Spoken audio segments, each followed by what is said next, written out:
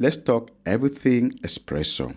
Now, when you start your coffee journey as a beginner barista, you often see on coffee bags roasters indicate espresso roast, filter roast, light roast, medium roast, and then you think that espresso is a particular bean. Espresso is not a particular bean, it's of two things. One is a brew method and also is a beverage. Basically, it's a small, strong coffee brewed under pressure, typically topped with a red-brown foam called crema, which means you can use any roast profile, any variety, any processing method when it comes to espresso. The reason why roasters always indicate it is because the person using the coffee should have an idea how to brew the coffee, because to brew a light roast coffee, it is different when you brew a more developed or dark roast coffee. And I'll explain. The lighter the roast, the more intact the beans are, so it is really difficult for the water to extract the compound. So to brew a light roast coffee, especially for espresso, you need some extra layer of technique to get the best out from that coffee, unlike the more developed roast coffee. Now, the longer the roaster roasts the coffee, it is more easier for the water to get in there, extract those delicious compounds that we enjoy in our cups. That is why roasters try to direct home brewers, baristas, to understand how to brew the coffee. Nowadays, there's a lot of ways to make espresso. However, the Italian National Espresso Institute do have a precise definition for Italian espresso, and I'll show it here. Now, when we talk about espresso, especially online, there's a little bit of confusion when it comes to single shot and double shot, as well as on one side it talks about milliliters in the cup, which is volumetric measurement, and the other side talk about grams or ratio. Now, when you see here, single shot starts with 7 grams. They often see a recipe of 15, 16, 18, 20, 22 grams coffee. That means they are making a double shot espresso. As well as when it comes to milliliters in the cup, which is volumetric measurement, I'm not a huge fan, because when you search online, often say single shot espresso is 30 ml, which is around 1 ounce. Double shot is 60 ml, which is 2 ounces. Now, when you have the same coffee, let's say Brazil or Ethiopian coffee, one is aged and one is fresh, you notice that the fresh coffee do have more gas. Now, if you don't know, I'll explain.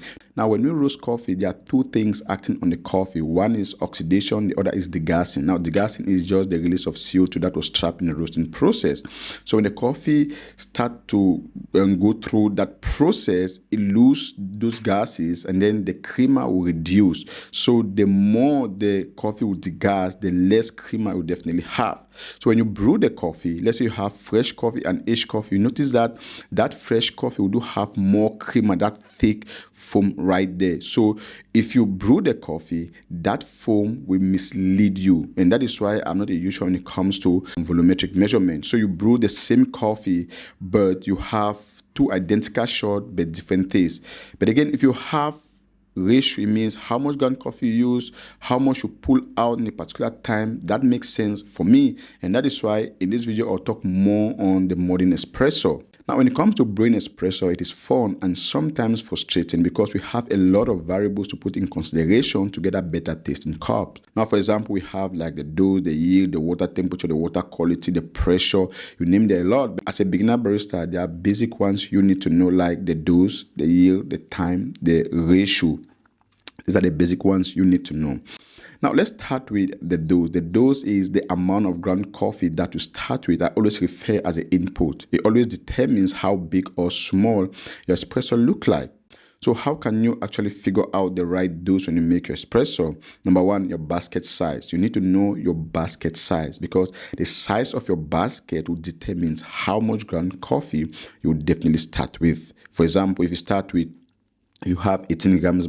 If you have 18 grams basket, you can go up to 20 grams dose inside or 16 grams dose. Now, the problem here is if you use a smaller basket and you dose more coffee, you have high chances that the water will not even extract the coffee properly. As well as you use a bigger basket with a smaller dose inside, you also have high chances, because when the water hits the coffee ground, it disrupts the coffee bed. It may at some point lead to uneven extraction, channeling, and that is something we don't actually want. That is why dose is really important. The next thing, it is the ratio. The ratio here, it is the relationship between the water and the coffee. How much water you use to brew the coffee. And then the industry do have a guide, which is 1:2 to 1:2.5 brew ratio for your espresso. The yield, it is what we extract from the ground coffee. The time here helps us to track the changes of a variable from one stage to another, because only the time will determines if the coffee is perfect. Now, without the time, you will not know if the coffee is maybe under-extracted, over-extracted, or is the ideal extraction. So if you brew the coffee, based on the coffee industry, the time for extraction as a beginner barista is 25 to 30 seconds. So anything below or above, it is not accepted. However, nowadays, because we do have different roast profiles, different variety, the time is not really a big problem when it comes to professional baristas. This is more like for beginner barista, because at some point, the barista will extract coffee around 20 seconds, 21 seconds, 19 seconds, and the coffee is absolutely fine. That same person can extract coffee around 35 to 40 seconds and you have great results. So time is not really a big problem. The only thing here is if you have the ability to taste, then it is okay. The reason why beginner baristas always stick with their 25 to 30 seconds, it is because they don't actually have the ability to taste coffee. That is why 25 to 30 seconds is their guide. So now if we have this basic idea now, let's see how to extract a proper espresso shot. So the first thing you want to do is to remove the porter filter from the group head. You want to make sure it is clean and dry. As you can see, you have some water inside. Now, water is a solvent and coffee contains soluble materials. Now, when water and coffee comes together, automatically extraction will start. So to avoid that, it's important to always clean and dry. The next thing, you weigh your porter filter. You weigh the porter filter to make sure that anything that will come inside the basket should be the exact amount of coffee that you want. After grinding, you have to check to confirm if it is the exact amount of coffee that is inside. If it is less, you can add more. If it is more, you can reduce. Next thing here, it is distribution. Distribution is part of the quality. As you can see, on one side we have less coffee, on the other side we have more coffee. Now, if we temp directly, everything seems perfect, but trust me, during extraction, because the machine extracts the coffee with some high pressure around 9 bars, the water will look the less resistant area and pass through, and that will affect our extraction. So it's important to always distribute your coffee. Now, I have what we call the OCD. Now, the OCD is really good for beginner baristas as well as professional baristas. So this will really help you to keep everything simple. But again, if you don't have the OCD, it's absolutely fine. Now, even if you have the OCD, I always recommend distribute first with your hand. Next thing is temping. You don't want to temp really too hard. The idea is just want a level surface so the water can even extract the coffee.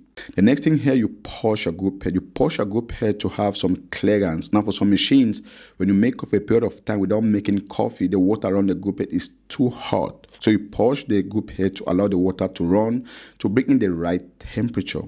For some other machines, when you make coffee a period of time without making coffee, the water around the group head is a little bit colder. So you push to allow it to run to have the right temperature.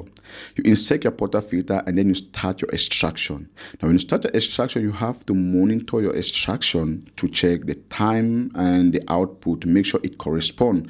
For example, we start here with 18 grams coffee. We need 36 ml out as a liquid in the cup. It should be around 25 to 30 seconds.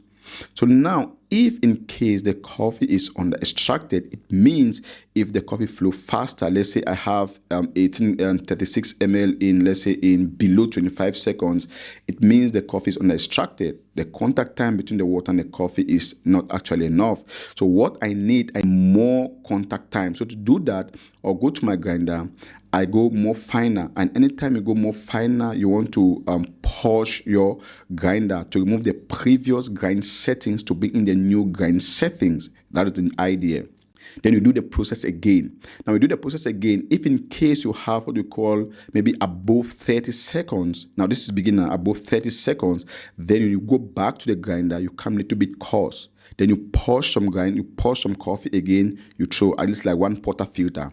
Then you do the process again until you reach that range. But if you're a professional barista, don't worry. Anytime you extract an espresso shot, you have to taste the coffee.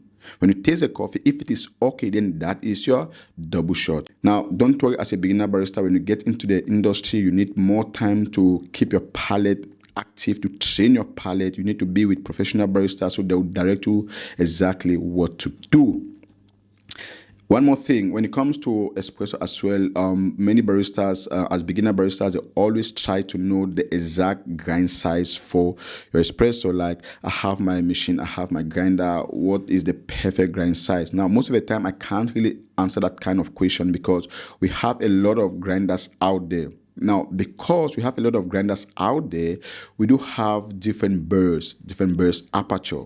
Or again, you have the same grinder, like I have the same mitos, but maybe one went for service, maybe they change the burrs, or maybe one is old, one is new. Now, the only way you can get the perfect grind size, it is you start first from your initial point, which is your 1:2 ratio or your 1:2.5 ratio, your time 25 to 30 seconds.